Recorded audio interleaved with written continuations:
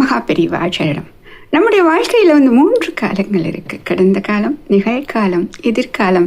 இப்போ பார்த்தீங்க அப்படின்னா நம்ம எந்த காலத்தில் அதிகமாக வாழ்க்கை வாழ வேண்டும் அப்படின்னு பார்த்தா இந்த நிகழ்காலம், இந்த நிமிடம், இந்த நிமிடத்தை பற்றி நம்ம யோசித்து சந்தோஷமாக இருக்கணும். எதிர்காலத்தை பற்றி வேணால் முடிவு வேணால் எடுக்கலாம், அந்த பயம் இருக்கக்கூடாது. ஆனால் நம்ம என்ன பண்ணுறோம் அப்படின்னா அந்த கடந்த காலத்தை தான் இன்னும் நம்ம வாழ்ந்துட்டுருக்கோம். எல்லாரும் யோசிச்சு பாருங்கள். ஒரு தடவை யோசிச்சு பார்த்தா நம்ம வாழ்க்கையில் ஏதோ ஒரு அசம்பாவிதங்கள் நடந்திருக்கலாம், ஏதோ ஒரு வாய்ப்புகள் தட்டி போயிருக்கலாம், ஏதோ ஒரு விஷயங்கள் நம்ம ஒரு மினிட்ல ஏதாச்சும் விட்டுருக்கலாம், ஏதோ சின்ன தவறு பண்ணிட்டதுனால இத்தனை விஷயங்கள் நடந்து அந்த மாதிரி சின்ன சின்னதாக ஏதோ நடந்திருக்குங்க.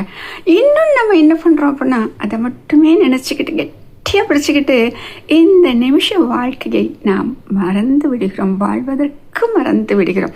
அப்படி வாழ்ந்துட்டு இருந்தோம் அப்படின்னா தான் நம்ம உண்மையான வாழ்க்கை வாழ்கிறோம் அப்படின்னு அர்த்தம். இதனால அப்படின்னா இதுக்கு 2 ஆப்ஷன் அப்துல் கலாம் சொல்லுவார். என்ன அப்படின்னா அன்இன்ஸ்டால் த பாஸ்ட்.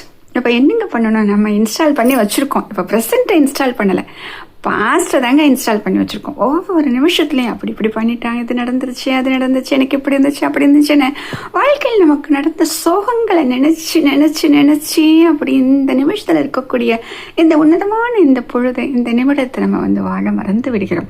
அப்போ என்ன பண்ணணும் அப்படின்னா அந்த பாஸ்ட்டை ஒரு அன்இன்ஸ்டால் பண்ணிடலாம். சரிங்க, இப்போ ஃப்யூச்சருக்குன்னு ஒன்று இருக்கே, அதுக்கு இப்போ நம்ம அப்டேட் பண்ணிக்கிட்டே இருந்தால் தான் ஃப்யூச்சருக்கு நம்ம ரெடியாக முடியும்.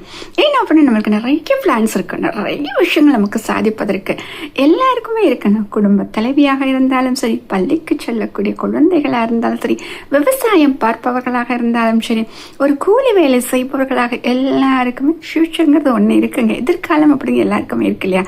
அப்போ அதை பற்றி நம்ம என்ன பண்ணலாம் அப்படின்னு சொன்னால் அதுக்கு நம்ம அப்டேட் பண்ணிக்கணும்.